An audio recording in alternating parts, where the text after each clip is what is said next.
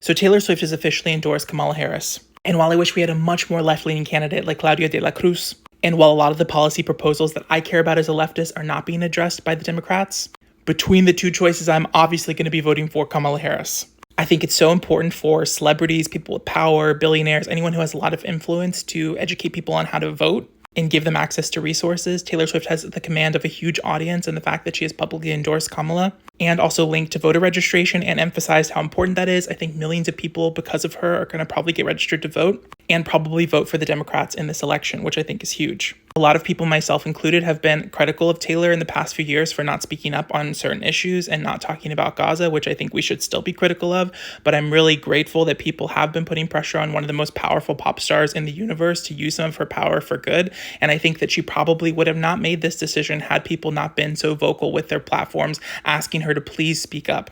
At the end of the day, it's up to all of us to save all of us. Voting for the Democrats in this election is obviously what is necessary to pave the way for a more liberal and left-leaning administration in future election cycles.